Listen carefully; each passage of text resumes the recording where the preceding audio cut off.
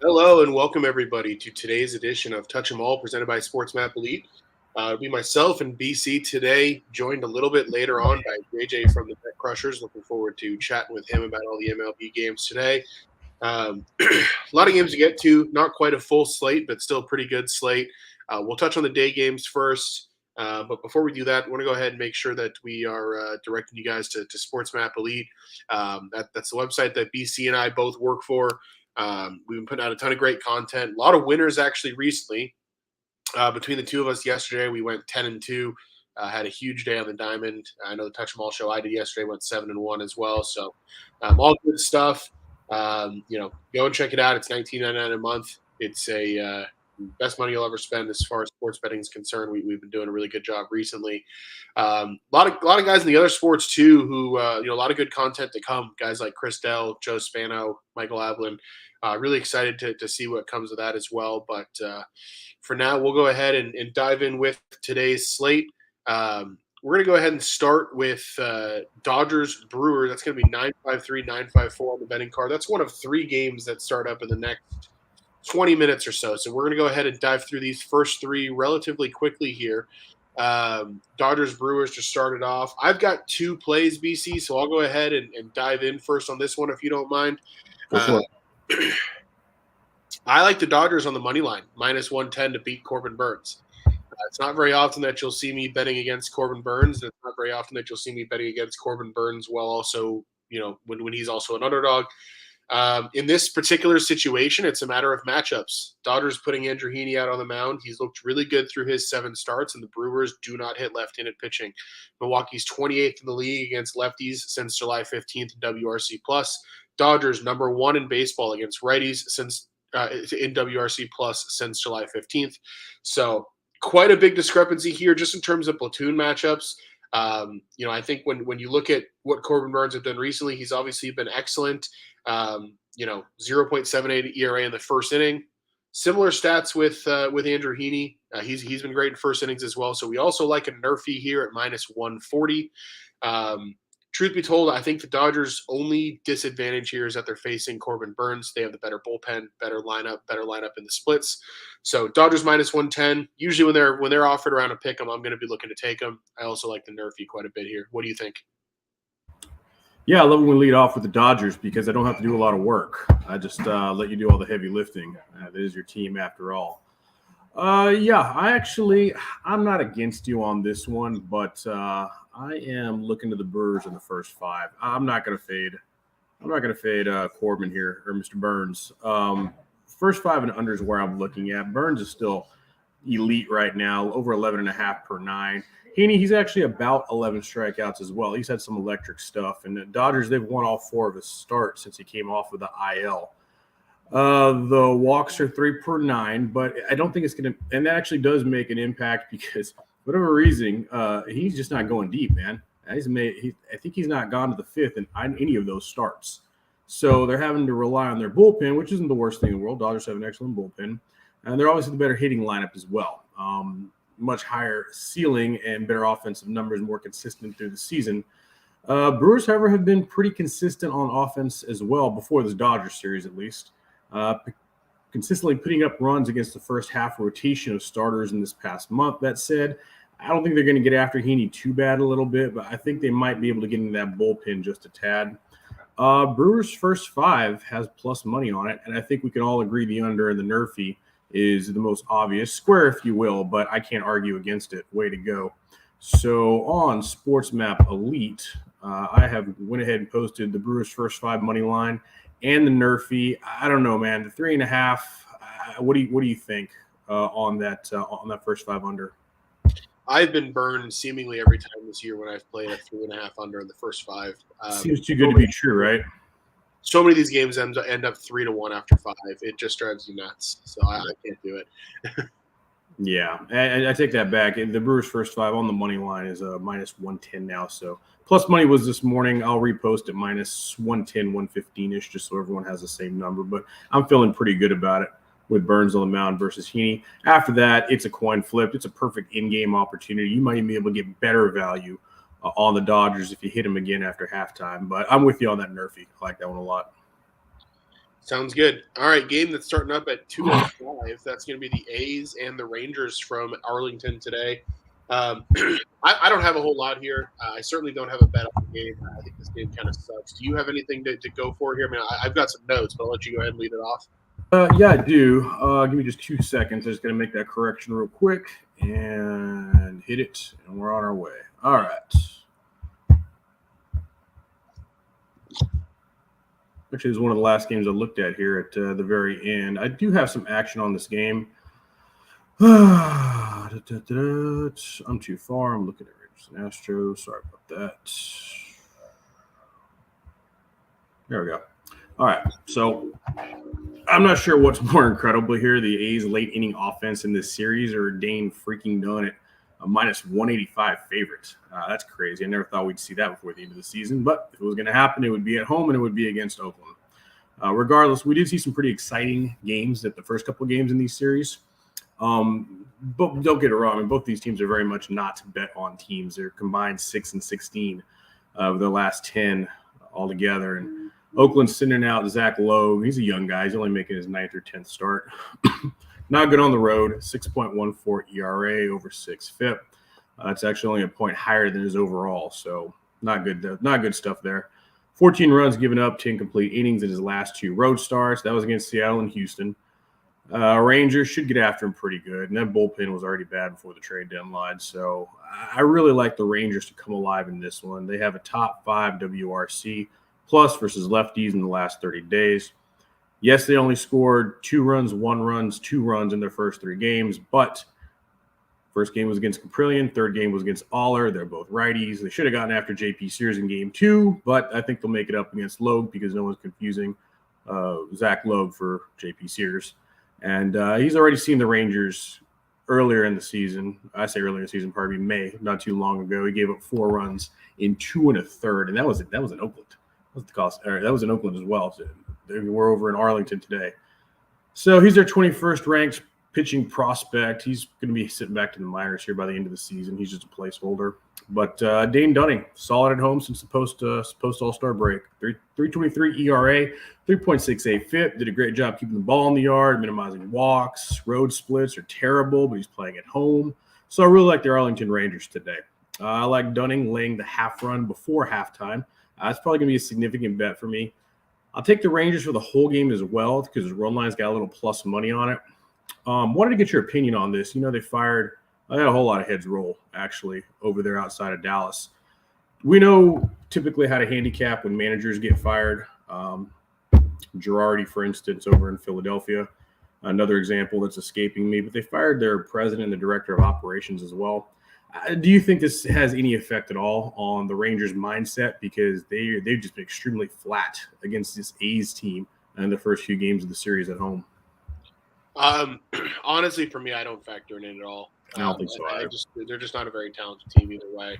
I factor it in a little bit in terms of wondering what Corey Seager is feeling, given that Chris Woodward, the former base coach for the Dodgers, who he really wanted to go play for in Texas, now he's gone.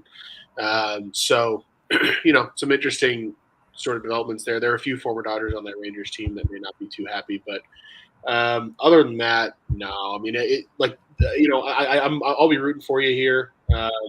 Certainly I think Texas should be favored, and so it makes sense to me that they are.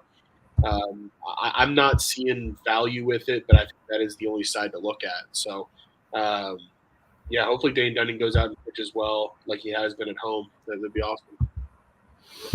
Yeah, fingers crossed. I mean, it's a good spot for them to bounce back after some really poor showings. Again, 2 of them can be explained by how much worse they are versus right-handers. And Caprilion's a damn good right-hander. Aller not so much, but he's got the Rangers' number for whatever reason. So I think we get some runs early, and I think Dunning continues to do what he does at home. Sounds good. All right. Well, the next game we've got here is involving your Houston Astros as they continue their series in Chicago or finish up their series in Chicago against the White Sox. White Sox have taken the first 2 out of 3 here. It's going to be Luis Garcia and Lucas Giolito on the mound today. Astros for pretty small favorites here, minus 125, over under 8.5 runs. I've got a few strong leans, but I don't have a play yet on the game, so I'm curious to see if maybe you end up swaying me in a certain direction.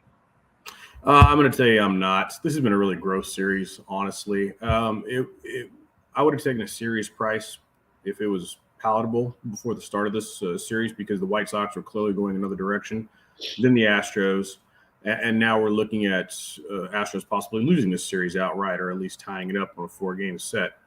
And they probably end up getting it done because Lucas Giolito's on the mound and he sucks.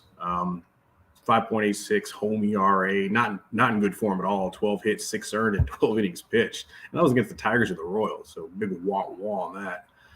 White Sox are still very much a team versus lefties. Problem is Astros starter Luis Garcia's glove is on the left hand. So versus righties, they're a bottom 10 team in WOBA, OPS, batting average.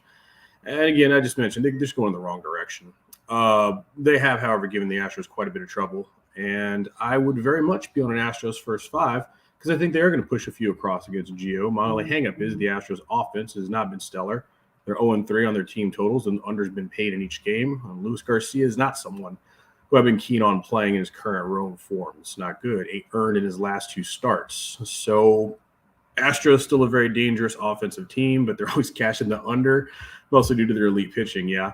But the series and offensive post-break has just not been dependable. Garcia, not dependable. Gio, more shaky of the two, but he's got better stuff. Astros offense is still slumping, so I don't know how much success he has. I don't think he has any, actually. Proverbial gun to the head. I play the under at even money. That's not an official play by any means. Vasquez is in the lineup for Maldonado today. I just got that notification, so that helps, not my under lean, but that helps the Astros. So I will go Astros on the money line here. They have the edge everywhere. So when you have the edge everywhere like that and you only got to lay 25 cents, it's going to be an auto bet for me, but it's not something I feel super confident about. What are your leans on the game? Yeah, it's interesting. As I was thinking about it as you were talking through it, and I actually did land on a play. I like the Astros in the first 5 innings over their team total. Because I do think they're going to get after Lucas Giolito, but I think what was keeping me off of them is that I don't trust Luis Garcia at all based on what he's done recently. And I'll touch on Luis Garcia first. Obviously you touched on the fact that he just hasn't been in great form. His last 3 consecutive months, he's posted ERAs around 4.5 or above. He's allowed 4 more earned in 3 of his last 4 starts. He has pitched better on the road than at home, 3.07 away, 3.29 in day games, so that works in his favor a little bit. But, I'm not really super keen on trusting him. I was hoping to get a first 5 over 4 here, not 4.5, and I probably would have played it. But the side I want to focus on is Houston offensively against Lucas Giolito. They absolutely lit him up at Minute Maid earlier this year, but they also lit him up in the postseason last year. So you look at what Giolito's done against Houston. I think it's something like his last 9 innings against Houston, he's allowed 13 runs, something along those lines. It's just not a good matchup for him, and he's just not having a good year. Now, he has been a little bit better in July and August than he was back in June, but he's not a pitcher I would have any faith in at all. And the fact that I can get Houston first 5 over 2.5 at plus money, I'm showing that at plus 135 at DraftKings. I think there's some value there. I'm not sure I'd play it at minus 110, but at plus 135 to get Houston to score 3 runs off the guy that they've done that, I think 3 or 4 out of the last 4 or 5 times they've faced him. I think it's pretty good value on the Astros to break out just a little bit offensively today. Although certainly, your words of caution with their offense, which sure they've struggled a little bit of late. Looking at the one stat that kind of stuck out to me with the Astros against righties since July 15th, they're 23rd at WRC. I'm not sure I've ever seen them that low in an offensive split since I've been following those things super closely. So, some reason for alarm, but I think Lucas Giolito is a good pitcher for them to get right against today. Yeah, I wrote something up to that effect. It's almost like every time they go on one of these postseason runs where they go to the World Series or the ALDS, they always just have the worst freaking Septembers or August and Septembers. And it's so far, it's the trend continues to be strong. So, while you want to go ahead and take good value on the Astros to make the postseason or get a team, or not necessarily a wins total over, and this is kind of what we've seen from them the past 5 years. So, again, take caution, but all of those stats definitely, especially against Gio, point to really liking that. Especially plus 135. That's tremendous value. I'll take that all day for the Astros. Sounds good. All right, so we've got a couple games that are in the 3 o'clock Eastern hour. My question for you: do we want to start diving through those now, or do we want to pause until we get JJ on in about 25 minutes? What do you think? Let's see here. We kind of went through those quite quickly because I know we wanted to make sure we had at least 5-10 minutes for everyone to get their bets in. Is there anything else that you wanted to touch on or try and discuss? I hate to close the feed and then reopen, but we could pause because it is recording still after all. What do you think, my friend? Yeah, I mean, I've got notes on all the games, but I don't have a whole lot else for today. I think, obviously we could just sit here and plug Sports Map Elite for 20 minutes. The team's been kicking butt in the last few weeks, but yeah, I mean, I'll leave that up to you. I don't have a whole lot more than these other games to go through. Yeah, I tell you what. Did you write anything up on the early game this morning? I did. I'm on St. Louis laying the 1.5 in that one. That's a bet that I actually mentioned last night on Late Hits with Patrick Creighton on ESPN 975 in Houston. I played the Cardinals -1.5 at +105. I love Adam Wainwright at home, 2.30 at home this year. Been good at home his whole career. Senzatella, a weird Rockies pitcher in the sense that he's actually better away. He's actually better at home at Coors Field than he is on the road. And the Cardinals are number 2 in baseball against righties since July 15th. So thought it was a good opportunity for St. Louis to get after Senzatella a little bit. Wainwright to pitch well. I think I'm up 4-0 in that one in the early going. So that's a good one. 5 now. Sweet. Yeah. I wrote that up too. I punched that in. I think I sent it this morning at an ungodly hour.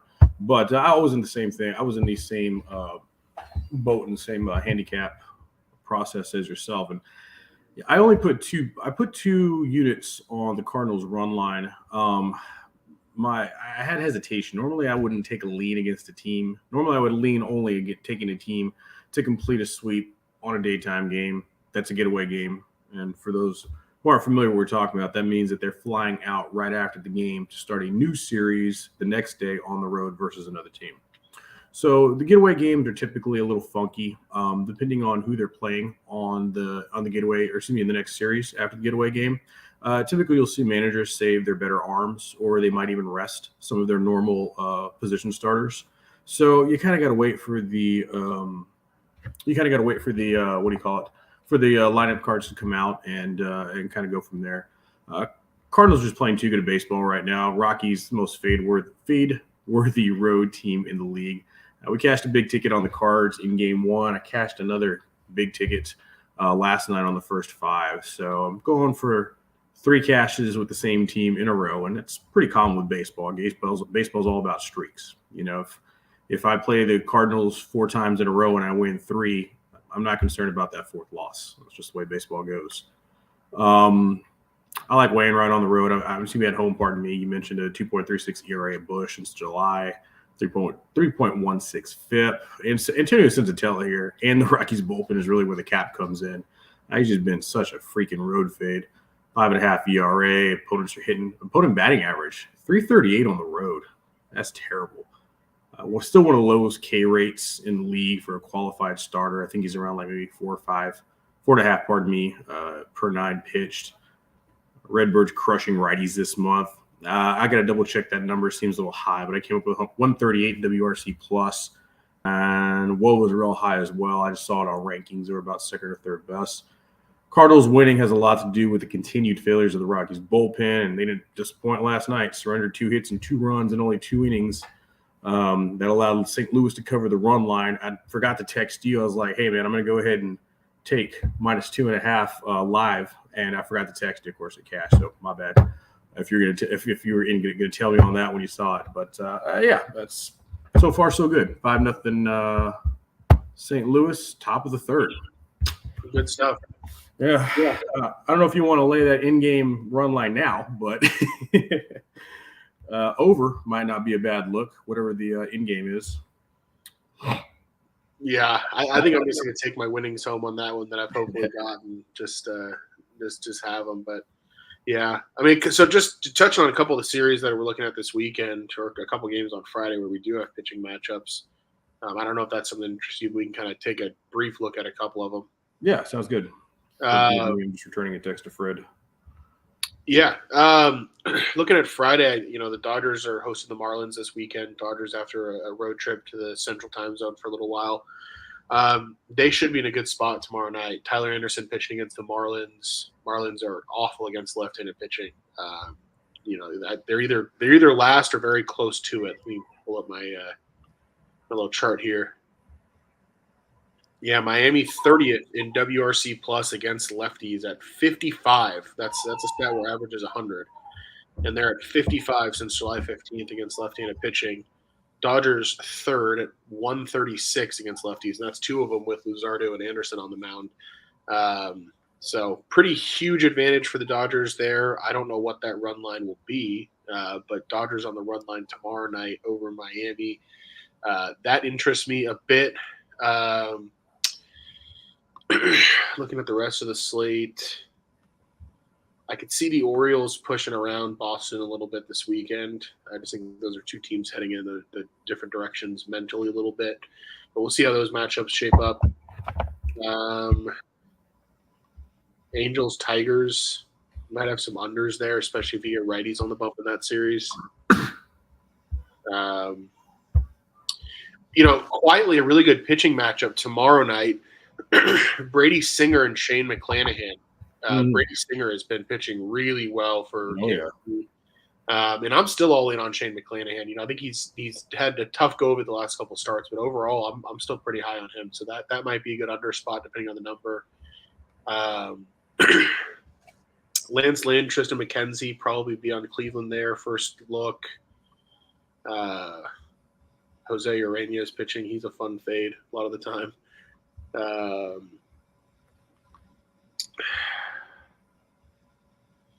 Those are the only ones that really jump out at me for tomorrow. Obviously, I've got a whole bunch of handicapping to do before I actually put out official plays. Right.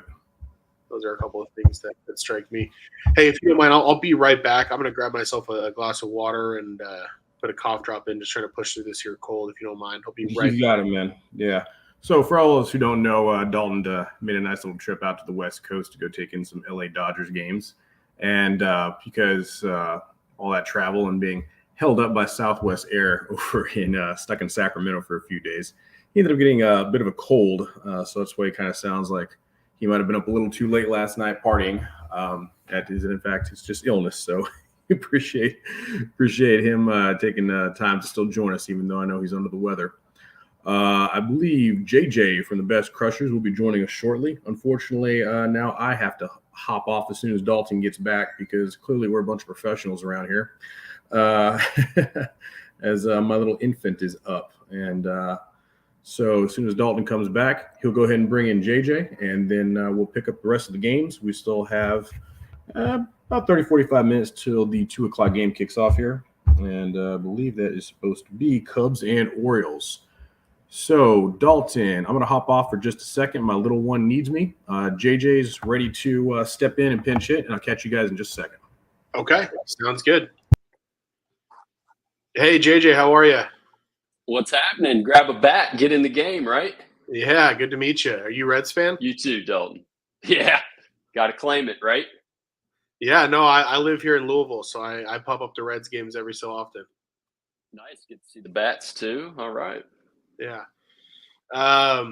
Cool, man. Well, yeah, I mean, I don't know if you've seen the show before, but typically the way we run things is, we just kind of go game by game. We each have notes on either side of a game. If we have a best bet, we share that. If we don't, we still just, share the notes and kind of move through.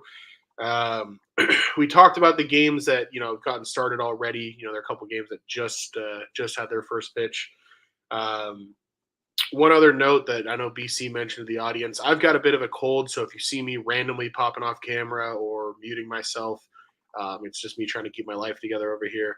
Gotcha. But yeah, otherwise, we can start going through the games starting in the 3 o'clock Eastern hour.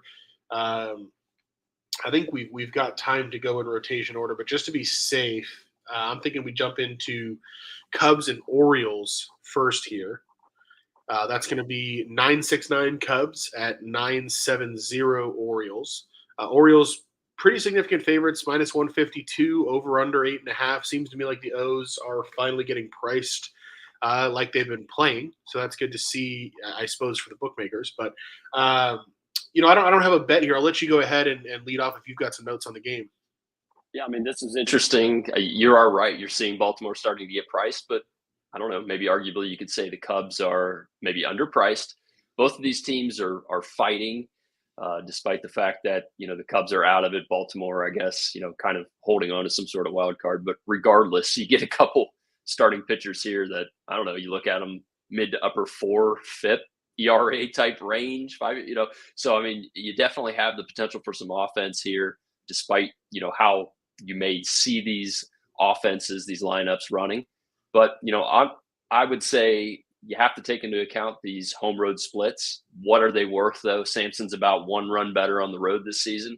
He's getting more strikeouts on the road, but they're both contact pitchers for the most part. So they're going to give up their share of hits. You got some pretty capable hitters on both sides of the fence here. Interesting thing when you look at the home pitcher, Watkins, he's got a sub 15% strikeout rate. I mean, that's pretty low as it gets for starting pitchers, if you will. Doesn't hurt a Chicago Cubs lineup that I guess has historically been strikeout prone. So that's I would say, a check mark for the Cubs lineup there. I think you can make the case that the offenses are decent. They're running better right now. They're running better in the second half than they were the first half, which is kind of interesting, given what we usually see lineups on teams that are kind of out of contention, even though, again, Baltimore's still giving it a go. Bullpen edge, I think you have to give to Baltimore. Probably flips the advantage to the Orioles if you like the Cubs. I think it's still pretty overpriced, and you have a weather condition slightly above neutral. I'm liking the over here, at least the first 5 over. Earlier, you could catch over 4.5 at minus 122. I saw some 5s at minus 110. I do like the offenses here against these pitchers. Again, we're talking about not overly powerful lineups, even though the Cubs can hit some homers. So it's going to take stringing together some hits. But I think both of these pitchers provide that opportunity. I did not take a stab at Chicago on the first 5 line, but they're plus 130, something to that effect. So still pretty solid. But I took the over in the first 5. Okay, I like it. Yeah, I mean, I think you touched on the fact that both these lineups have been hitting the ball pretty decent recently. They've both been top half of the league against righties dating back to July 15th as well. So that works in their favor. I like it. I like it in a first 5 a lot better than a full game. Both these bullpens are actually top 6 in baseball dating back to July 15th in ERA for whatever that's worth. Just some of the notes I had, Sampson's baseball savant page kind of gives me mixed signals. You look at it and it felt to me like there are parts of his contact profile that are terrible and parts that looked okay. And overall, he kind of is what he is. He's typically a guy that'll go out there and throw 4, 5, 6 innings, 2 to 4 runs. And to be honest with you, I kind of feel the same about Spencer Watkins right now. He has improved a good bit. You look at what he's done since he returned to the majors on June 25th. He's been quite a bit better than he was early in the season. And so I think it's pulling down his baseball savant numbers in general, but his last 2 starts, he's shown cracks again. He's given up 7 runs those last 2 starts. So his August numbers don't look good. And frankly, Spencer Watkins is not a guy who is by any means a proven product to me. So I think these are 2 teams that are probably a little bit ahead offensively of where they are pitching wise today, especially in the first 5 innings. So I don't mind that at all. I think it's a pretty decent look. I think you said it very well, although yesterday's performance by both of these lineups probably wouldn't give you any strong feelings towards the over. But yeah, you said it extremely well. And is this a standalone game then, I guess? Because I'm looking at it, it doesn't make any sense that these 2 teams would be starting a series on a Thursday when they played earlier in the year. Oh, that's a good point. I didn't look at tomorrow's schedule. Maybe it's a makeup. Cubs are at home against the Brewers tomorrow. Orioles home against the Red Sox tomorrow. So weird scheduling spot for both of them. Yeah. They both been this year. Sorry to interrupt. Yeah, I mean, it as much as anybody. This year has been a little funny trying to squeeze these games in, given that they lost a week and a half on the front end. So we're seeing some interesting spots. We're seeing a lot more Thursday and Monday games than we typically do see, I think you'd say. Yeah, absolutely. All right. Well, we'll go ahead and I'll put a little marker on that game to give BC the opportunity to give his thoughts on it when he gets back. In the meantime, we'll go ahead and jump into the other. Oh, there he is. Hey, sorry about that, guys. What's up, JJ? Hey, what's up? How you doing? I'm doing all right, man. The joys of fatherhood. Yeah. I apologize. Fair enough. Yeah. So what did I miss? Where'd you guys leave off? I apologize. We jumped into Orioles Cubs. I don't have a pick on the game. JJ had a pick on first 5 over 4.5 in that one. So would love to hear your notes if you've got them. Nope, I'm all good on that one, guys. Let's go on to the next one. Sweet. All right. Next game down. I think we'll kind of jump back into rotation order from here on. That leaves us with Diamondbacks Giants from San Francisco this afternoon. That's a 3:45 Eastern time start. That's going to be a pretty decent pitching matchup. Zach Gallen and Logan Webb in that one. Over under 7 runs. Giants small favorites minus 140. I flirted with some plays in this game. I don't have anything. So if anybody's got a bet, I'll let them go ahead and kick it off. I'll go ahead and let our guest go first. Anything on your end there, JJ? I do not have a bet on this game. No. All right. I'd be happy to lead off then. I got a little bit of action on this one. All right. So I want to start this off by talking about Zach Gallen, actually how dominant this guy's been since the All-Star break. I'm going to back that trend to continue today. Over his last 4 starts, he's posted a 1.14 ERA with a .73 whip. So that's pretty sick there. 31 strikeouts and 31 2/3 innings, averaging a strikeout frame. Diamondbacks are a perfect 5-0 in Gallen's past 5 starts. And then I was listening this morning to BSID, and I heard that if you go in the record books, he's actually only lost 3 times. The Snakes have let him down 3 times at home since 2021. So that's pretty impressive. Most recent form includes back-to-back starts, 7 scoreless. He's seen San Francisco twice already. He's only allowed 3 over 11 1/3. So as good as I'm talking up Gallen, Logan Webb has also been pretty good himself. He's got a 3 even ERA against a 3.53 expected, but he has a series appearance versus the Snakes and did not go Gallen-ish. He allowed 4 over 6 1/3, and that was at the end of July when they last played. Or he last faced him. That being said, he does come in pretty good form. He just threw his own deep inning shutout versus the Bucks. I think he went about 8 in that one.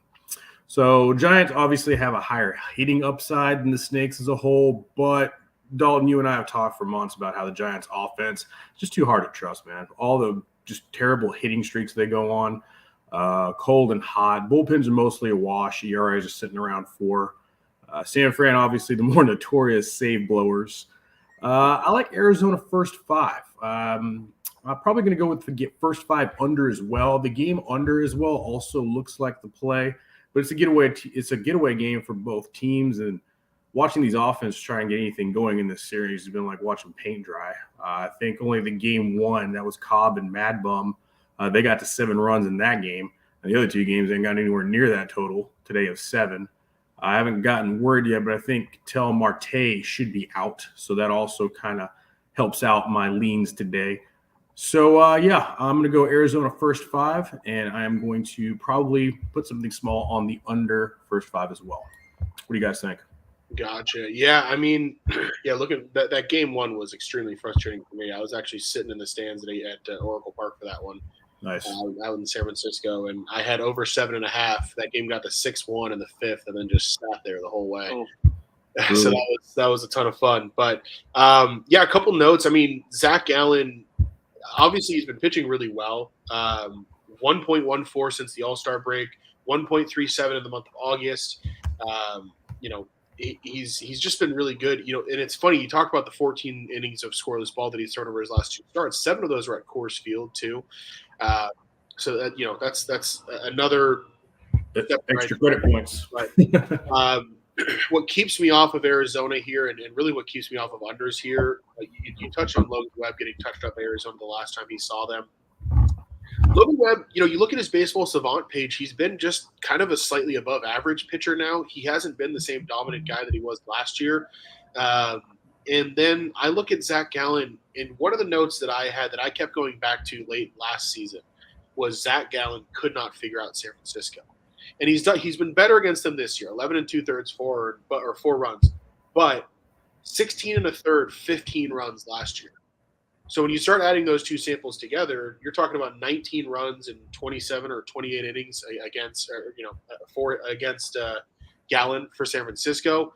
I start to worry a little bit. That being said, San Francisco not great against righties. Arizona middle of the pack against righties. Huge bullpen advantage for Arizona. So for me, if I'm going to take the Snakes, I actually would I'd prefer to do it in the full game. That was kind of my thought last night. It ended up working out. Big bullpen advantage for Arizona. If you look back at the last, month and a half, I think Arizona's like number 6 or 7. San Francisco's been near the bottom. So I don't have anything official here, but those were kind of the thoughts that I had. Yeah, I would agree. My notes here, as far as a position, which I don't have, was dog or pass. And as a matter of fact, I tended to like the full game over the first 5, even though I think both are pretty solid, given you're getting plus. The interesting thing, and you just said it, Dalton, about the bullpen. I think Arizona's bullpen has been performing really well in the second half. Since we came out of the break. If anything, Giants have been porous. They're not terrible, but they have shown weakness at times. And you have a situation where I think for the full game consideration, it really comes down to whether Webb can go past 6 innings because, Duvall's ready. Brebbia is probably ready, but, if they're talking, having to bring somebody in, late in the 5th or 6th, I doubt he gets pulled in the 5th, but if he can't get through 6, there is a little bit of a question as to whether, who's going to be out there in the 7th or to come in the 6th, something to that effect. So, certainly Phil would agree the same way. The interesting thing that popped out to me about Webb was, he's just passed his innings from last season, which were a big step up, obviously from 21, but a big step up in his young career. But yet he performed pretty well the last couple of times out, which you would have thought, coming off of the Dodgers game, the Arizona game, that he was going to struggle. So really just had me tied knots as to which direction I was going to go with this. I'll probably sit out, but I certainly think Arizona's the side. Sounds good. All right, we'll continue down the board. We've got one hell of a pitching matchup in this one. 9-5-7 Mets at 9-5-8 Braves. Over under 7 runs. Mets a small favorite. Jacob deGrom and Max Fried going at it in this one. I do have a play here. I'm wondering if you guys might have the same play I do, but we'll see. JJ, do you have a play on this one? I do have a small play, yes. All right, I'll let you go ahead and lead off then. Okay. My perspective on this one, the full game seemed to be priced right. I ran some numbers, looked at a couple scenarios. I think the full game was priced about right, minus 120. I think if it still is for the Mets, this is definitely a postseason type of pitching matchup. I bet we could very well see this. But you look, 3 starts for deGrom. We know what to expect. I think what the numbers that he's put up to date, anything can happen in the 4th game, but arguably these are pretty stellar numbers that you can't necessarily expect on a game-to-game basis, but it is deGrom, and he appears to be healthy. He's giving you nearly a 25% swinging strike rate in these 3 games, pretty significant. But Fried's also been dominant, just in a different way. Less strikeouts, more contact, but he's really making hitters pretty frustrated, I guess you would say. Not a lot of hard contact, plenty of ground balls, the type of contact that you want with a pretty damn good defense behind you. I would make the case that the lineups are kind of neck and neck in this spot, maybe a slight edge for the Mets, but you've got competing factors, I think you'd say. The Braves have been showing slightly better results over the last couple of weeks, and it's not necessarily just from Acuna, Swanson, Olsen, the usual suspects, but you're getting it from the bottom half of the lineup, the Contreras, which he's hit all season, but Grissom, Harris, these younger guys that are contributing, right away. But the Mets, I think you could say that the Mets have somewhat of a counteracting edge when it comes to their splits versus right hands. Is it enough? To me, I think Atlanta's biggest advantage in this one, even though the Mets have a really good bullpen, I've been just very high on Atlanta's bullpen because of the depth, not only with their high leverage guys, but the depth and just how consistent they are. These starting pitchers may only leave 2 innings to their high leverage arms, regardless of how good these offenses are. I think you have, that Minter, Iglesias, Jansen trio at the back who's ready to go. Will make it tough for the Mets if they're trying to come back or if you have a close game. I'm actually on the first 5 side. They would have been minus 135. Now, for some of us high rollers that aren't laying down $500,000 a game at this point in our lives, I got a boost. But, so I will argue that 135, I think, was pretty good for the Mets because you still have the push after 5 innings. But, you're getting that 15% tax for the first 5. I didn't mind that. Yeah, that's exactly in line with the play I had. I was able to grab the Mets pretty early this morning in the first 5 innings at -130. So similar thought process there. I think it makes sense to pay that extra tax to take them first 5 as opposed to full game. Big reason why for me, Mets bullpen since July 15th, 23rd in ERA. They've actually been getting hit around a little bit. Last night was ugly. I mean, a 9-7 ball game in a game that Max Scherzer started is not exactly a great look for that group. Obviously you hit on everything with DeGrom. He's a force of nature when he's healthy. You look what he's done his last 2 starts, 22 strikeouts, 12 strikeouts his last start against Atlanta 2 times ago. The other thing for me is I think people have a tendency to look at a pitching matchup like this where it's Jacob DeGrom and Max Fried and think, oh, these are both great pitchers. Okay, whatever. Like they're the same. They're not though. And especially, I look at Max Fried. Obviously, I'm not trying to say Max Fried isn't great. He's a great pitcher, but against the Mets this year, he's allowed 8 runs in 17 innings. That's not amazing. He's allowed 3 or more runs in 3 of his last 4 starts. So I think Max Fried's very good, but I think that to act as if these are the same, I just don't buy it. So I like Mets in the first 5 a lot as well. What do you think, BC?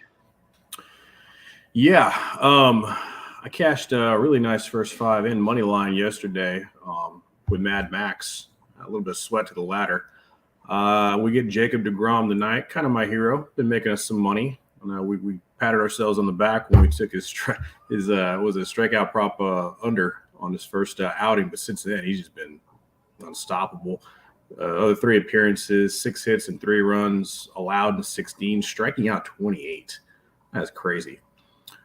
He did face Hot Atlanta a few weeks back. Specifically, I think he went 5 2/3. He only allowed 1 hit and a home run to Dansby Swanson in the 6th inning.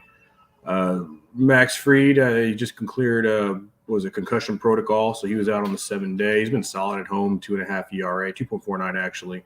Averaging also about strikeout per inning. Savant Page is outstanding. He's especially elite at keeping down the free passes, 94th percentile. Limbus hard hits and barrels, also elite. Really hard to cap the game on the offense because the caliber of pitcher of these guys is so great. But if you take a look at the individual success, because Max Fried and Jake DeGrom, have been around for a little while, you'll see some opportunities where maybe the under isn't necessarily the best way to go. Ronald Acuna Jr. is batting almost 300 versus DeGrom.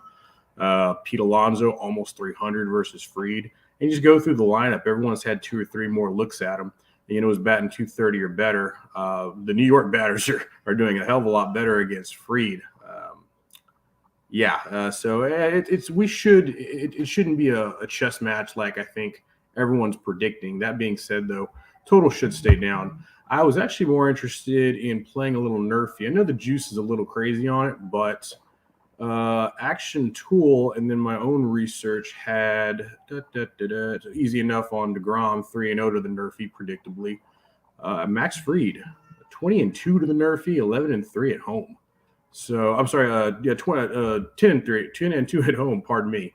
So that's very impressive. I went with the nerfy very, very early this morning to get the best possible number on it. I got it at -140. Normally, you don't want to lay anywhere near that juice on a little prop bet like that, but I felt good about it. I'm with you guys on the first 5. I'll take Mets first 5 and back to Grom with Fried.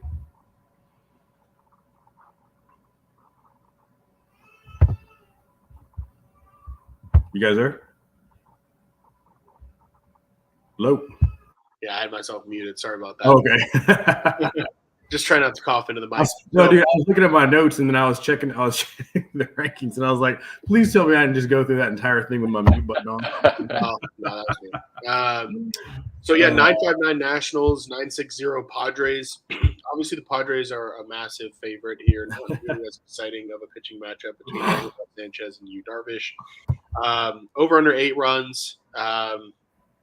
I have a play here that I gave out last night on ESPN 975 with Patrick Creighton.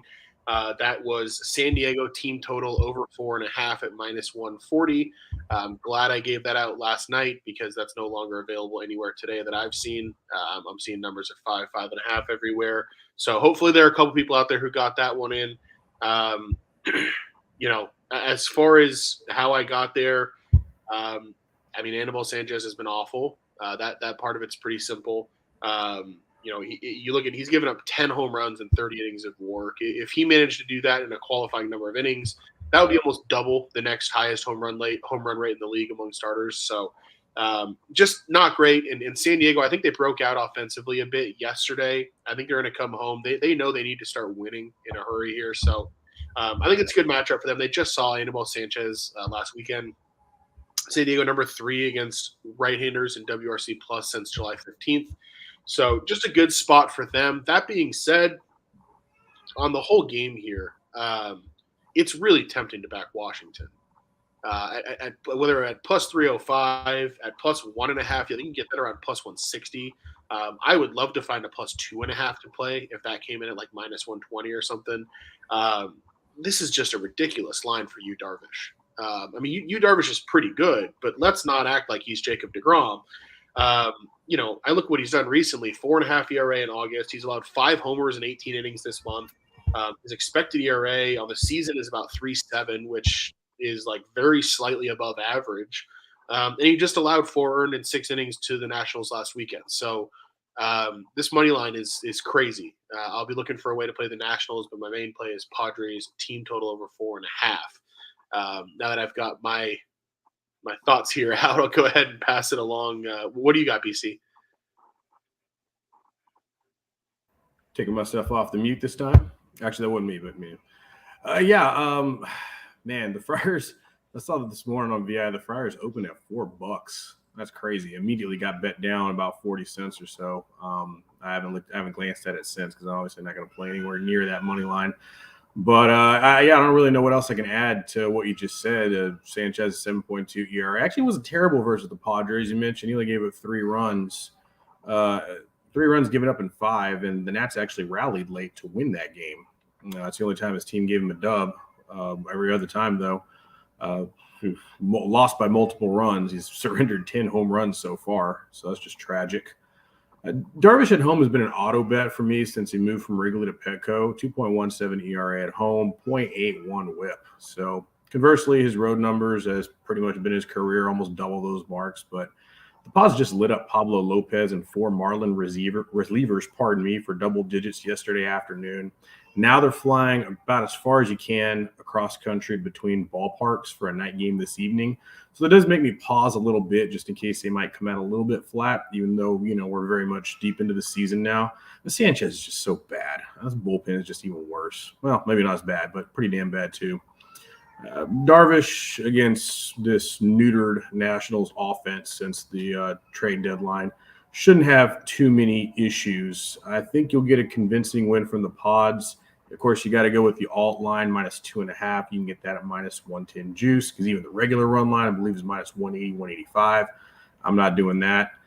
I'm probably with you on the team total. Travel situation, again, is something I'm keeping my eye on. I'm also keeping an eye on the weather as well. Currently, they're showing 8 miles an hour crosswind left to right. So if that goes double digits before the game time, I'll probably take a shot with you on the Pods team total, as that does favor the lineup. Sanchez under his outs is probably a prop play I'd play. So you can find something around 16 or under. I think he's only gone past that once, and he was getting destroyed in that game. I think he was like 7 or 8 surrendered. Dave Martinez just said, well, screw it. I don't care, and just left him out there. So that's the only time he's went past that number.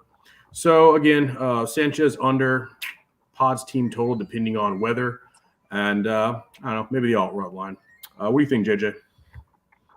My betting partner hit the San Diego team total over as well. He played it last night. Unfortunately, I was unavailable. Couldn't get there. Then I saw that, early morning. It was 5 or so, which is fine, but 4.5 is much better. And yeah. You kind of, even after the additions for San Diego, they still have kind of that boomer bust type of thing. But Sanchez Sanchez kind of leans them more towards the boom, obviously. It's tough to back Sanchez, but I do have to agree that, it's probably a dog type of situation. I think, just running some numbers, probably this massive line inflated by about 50 cents. But once you get up in that price range, we're only talking about 2% win percentage difference. So, the price tag looks huge on when you're talking 300 to 350. But in terms of win percentage, it's somewhat marginal. At these lofty levels, I can't really, get close to laying it with San Diego. I think nobody would lay the 350, but you're right. The alt lines, the run lines, -2.5, something to that effect. I think if you're looking Washington, you have to say, what's the case against Darvish? BCU made a huge point. There's the big differential in the home road. So you just saw that 4-run outing in Washington where he took the L. I don't think you can reasonably expect that. And I don't think anybody sitting here in this group would reasonably expect that. But, the huge price tag does make you want to look Washington. I don't really have any other opinion other than you're right. San Diego team total, if you could get it at 4.5 or even 5 is pretty damn good. All righty. Sounds good. Now let's move into a game that's a little bit less of a massive money line difference. We've got Blue Jays and Yankees opening up a series tonight in the Bronx, 9-6-5, 9-6-6. That's going to be Jose Barrios on the mound for Toronto against Frankie Montas for the Yankees. Yankees -140 favorites, over under 8.5. I've got to play in the first 5 innings here, but we go ahead and toss it over to JJ to start us off with whatever you've got here. Well, I don't have a play on this.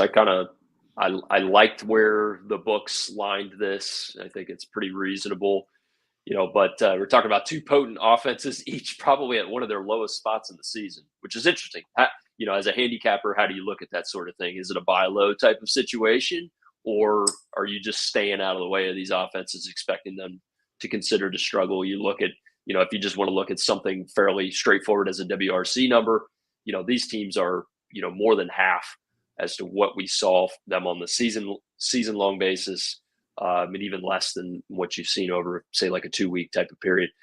LeMahieu out of the lineup certainly has not helped the cause. I think you've seen him kind of come back this season quite well, and he's leading off.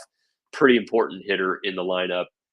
Stanton's been out obviously since the break. Carpenter, though, is kind of been an interesting hit to that lineup. No confidence. The team has no confidence in Hicks, and they've even got the rookie Florial in there. So really interesting state of affairs for the Yankees. It's like if Judge isn't, having an MVP type of performance, the lineup has certainly struggled. But maybe this is an opportunity to be contrarian, with these underperforming lineups. Like I said, I kind of lean that way. Did not feel strong enough to take a position. Barrios struggles on the road. Before the break, they popped up again in Minnesota a couple starts ago. So you're looking at like a kind of if you're ranging this guy, you're looking at mid to high 4s in terms of FIP.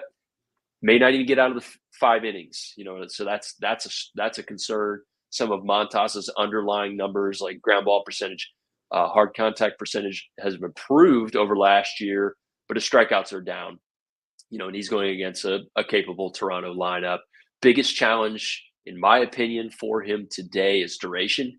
He hasn't gone past 5 innings since late June, and you've got a New York bullpen that has taken a step back since the break. Second half haven't been as sharp. The King injury does not help one bit. Both relief units are really mid-pack at this point. So, sure, Toronto's got Romano, Garcia, Bass ready for a tight game, but this isn't a bullpen that I think you certainly want to trust, given the situation. I think the total's a touch low if you believe in these offenses kind of going on an upswing in a buy low position, but I have nothing at this point. Yeah, let me jump in there real quick. I like a few of the points that JJ had made.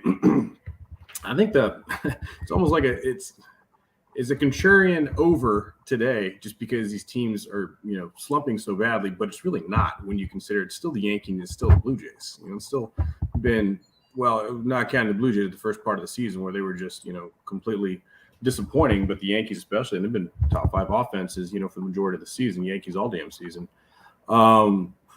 Barrios, he's been fade material since the break. Actually, he's not since the break, arguably before the break even. He's just had a terrible season, especially on the road. His current form over his last 2 starts, 13 runs in just 7.2, 7 and 2/3 innings, pardon me. Normally I'd slam the Yankees, put everything down on them from their prolific offense, but I mean, every single Yankee in the lineup is slumping. They showed some signs of life stealing one from the Rays yesterday, but they're still previously losers of 22 of their last 34, has been famously advertised by every talking head. And they just put Clay Holmes on the IL. So they called up Marinaccio, though, so I think it was a good move. You got Montas, who came over at the deadline. He's been boo-boo pretty much. A whole bunch of the Yankees relievers were used yesterday in that dub against the Rays. The Yankees probably get it done today. And Berrios, I don't know, just slump buster. New York already hung 8 earned or unearned in 2 starts against him so far this season when he was wearing green instead of blue. I think the over is probably a good contrarian look on this one. Blue Jays have the edge, though, as JJ said. It looks like the closer, Jordan Romano, kind of shook the yips again. He was having a real bad month. I've liked the over here. Again, a bit of a contrarian play. I do believe in these lineups like JJ mentioned. What do you think, Dalton? Yeah, I've got to play first 5 over 4.5. Cool.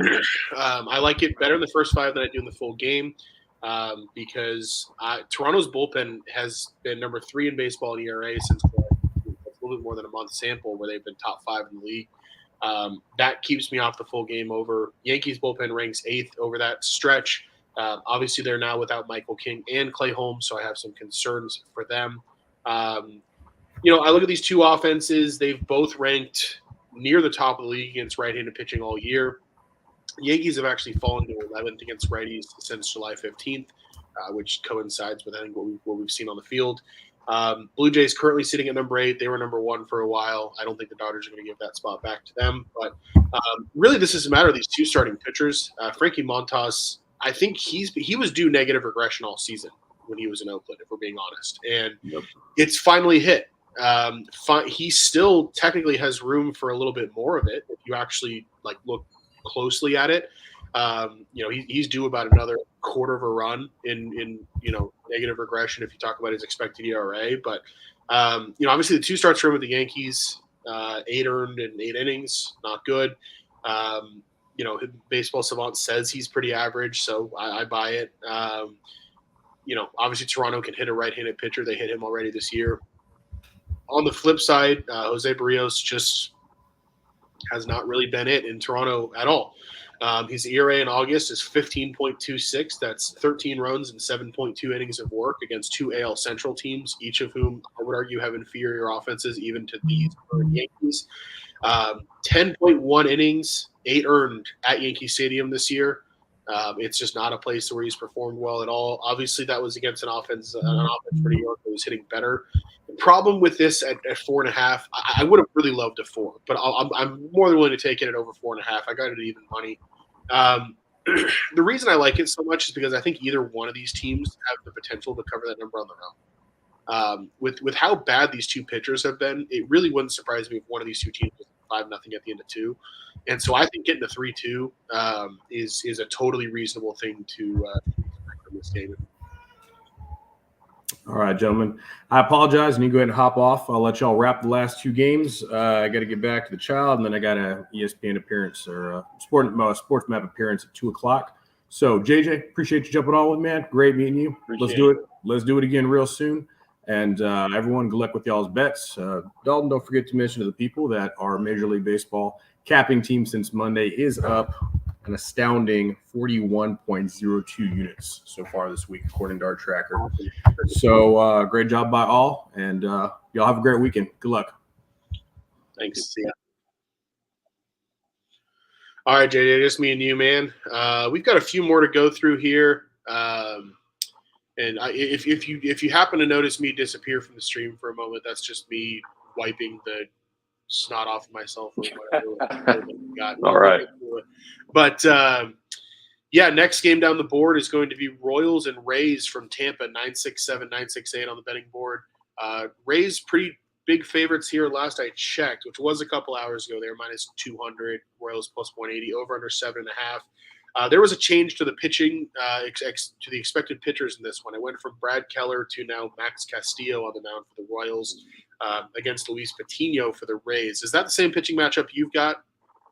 Oh, see, I last looked probably about two hours ago, and I had Keller Patino, and I think this one was off the board overnight. We were still waiting for Tampa, I think, to name their pitcher, and here, I guess they pulled a switcheroo on Keller.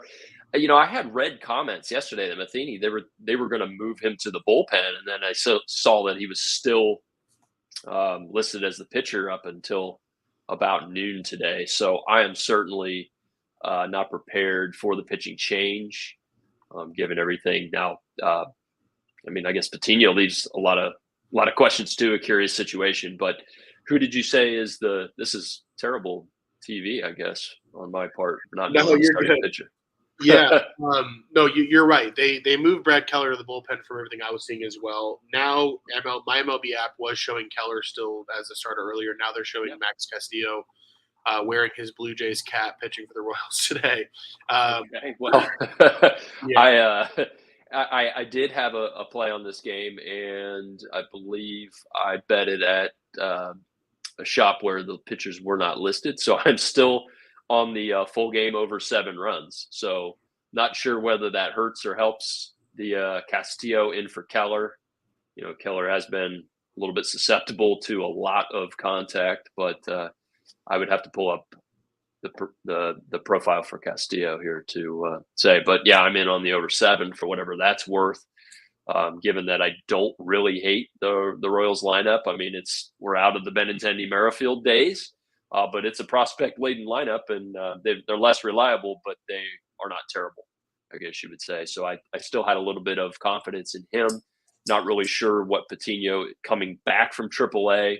He only had three MLB games this season, but he wasn't getting any strikeouts. Went back to AAA, and I believe he did fairly well with getting whiffs, getting some strikeouts. So there is a considerable amount of uncertainty when you're looking at somebody like Patino, given that he was much heralded and everything coming over in that trade to Tampa. So you had to assume that he was probably going to be in a little better form than he was when he was called or when he was brought up to the majors this season, but still was feeling fairly confident in the over at a pretty low number of 7, given that, Kansas City's bullpen has struggled quite a bit. So I think Tampa has the opportunity to put up some runs, and I think Royals will pull their share. Yeah, from a strictly line value perspective, over 7 looks great because right now we're looking at 7.5 that are juiced over. I'm looking at 7.5 minus 125 to the over at Caesars, minus 115 to the over at FanDuel. So, I think from a value perspective, I think it's the right side to be on. Just to speak to Max Castillo briefly, we'd seen him a few times pitch for Toronto this year. 9 appearances for Toronto. A couple of them were starts. He has faced Tampa a little bit this year, 3 1/3 shutout. I think he probably only goes 2 or 3 innings today. It's probably a bullpen day for Kansas City, which certainly helps any over. That's a bullpen that ranks 28th in baseball since July 15th with an ERA, a pretty high ERA. Tampa, I think it's more or less a bullpen game for them too, if we're being honest. I don't see Patino going very deep. He's thrown 8 innings in 3 appearances all season. His last appearance was actually against Kansas City back on July 23rd. Threw 4 innings, allowed 3 earned in that start. I don't think either pitcher goes deep into the game. The only thing that scares me is anytime there's an over at the Trop, I just don't trust that ballpark with overs. But I think it makes a lot of sense here, given that it's more or less bullpen versus bullpen. And these are not terrible offenses. So, yeah, I don't mind it at all.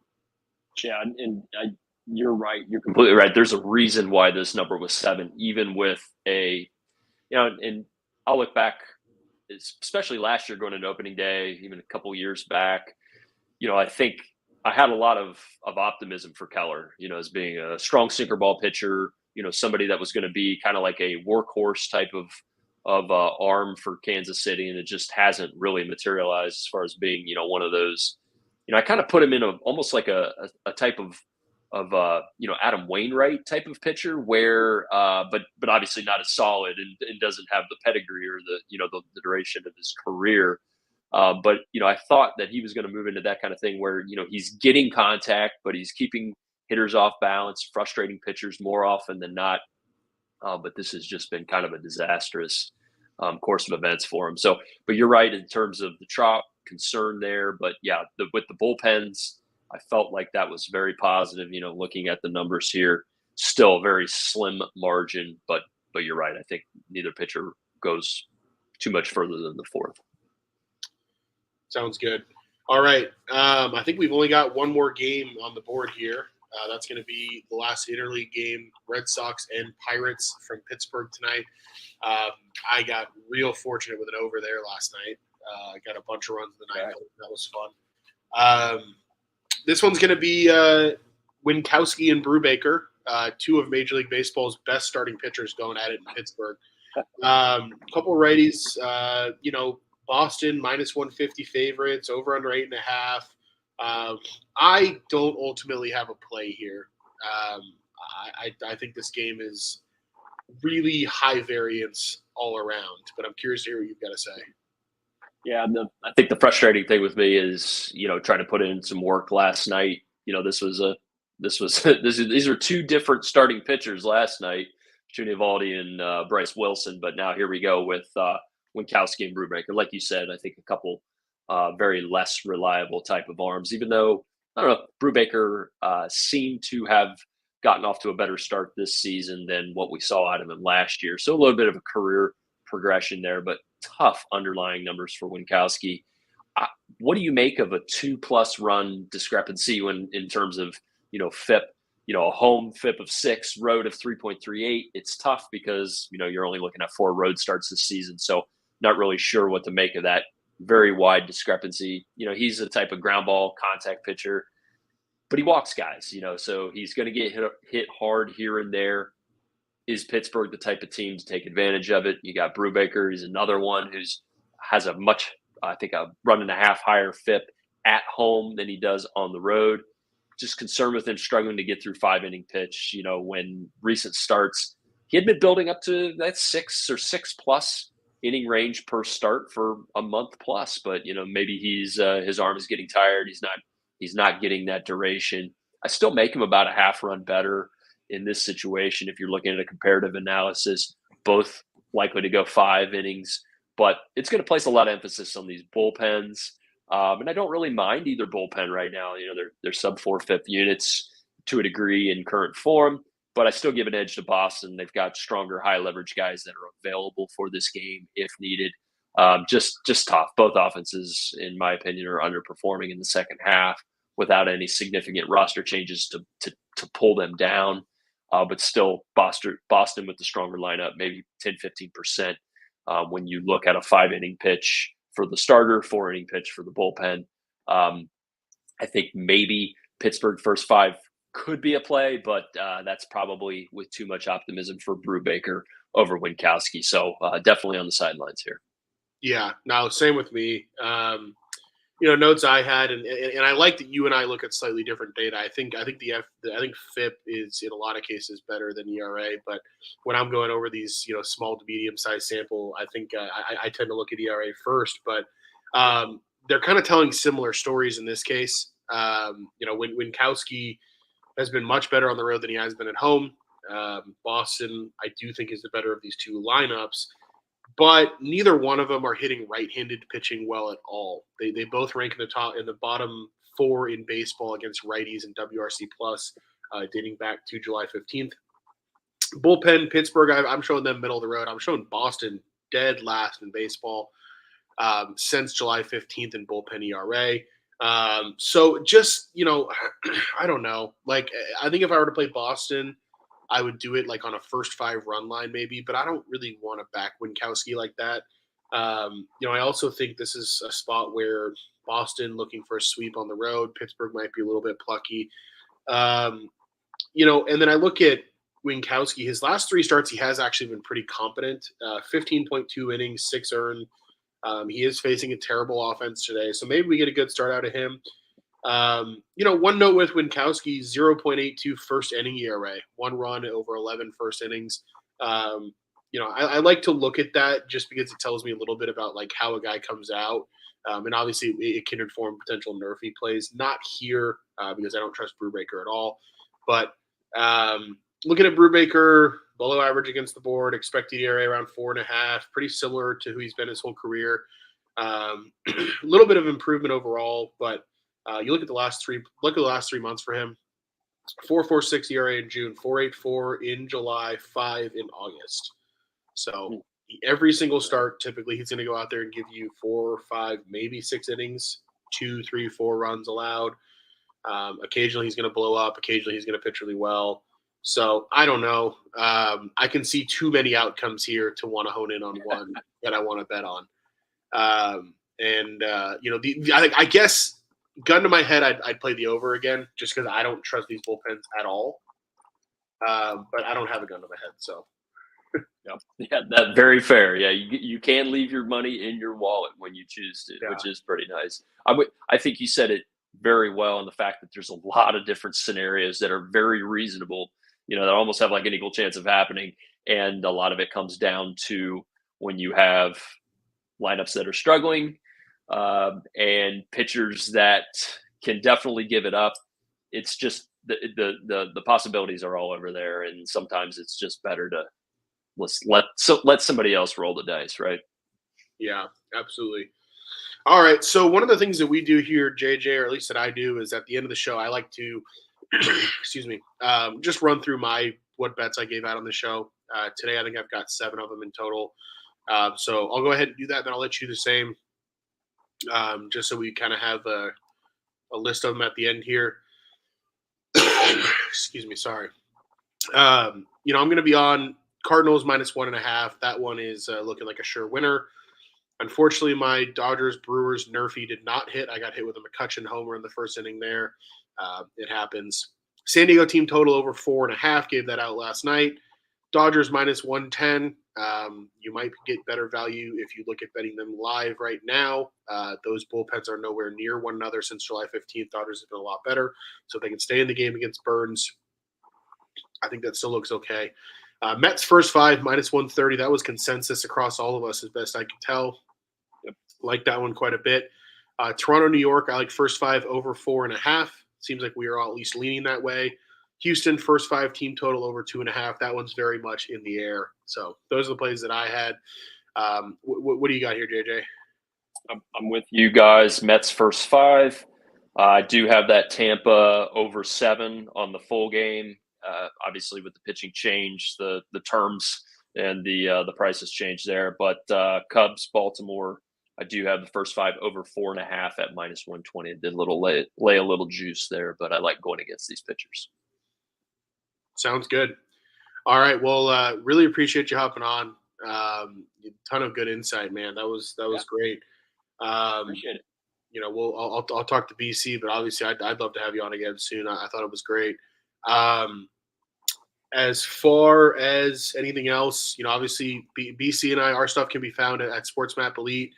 Come check us out there. I know JJ's bets are at betcrushers.com. I know they're on at the betcrushers on Twitter as well.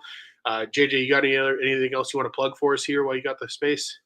No, I appreciate it. Yeah, that's my buddy and I have the website, and he's getting ready for football season, which everybody loves. You know how that goes, but still cranking on baseball. That's my love, handicapping baseball. So good to be on with you guys. Appreciate the invite. Just appreciate having some folks that are still doing baseball right now.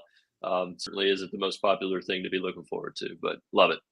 Awesome. Well, thanks so much. I like to remind the audience at the end of every show that the Angels play in Anaheim and not Los Angeles. It's as an LA native, I am very protective over that. So, just something to make note of. Otherwise, got a lot of plays today. Should be a lot of fun. Feel free to reach out to any of us on Twitter and talk ball. But appreciate everyone's time, and we'll talk to you next week.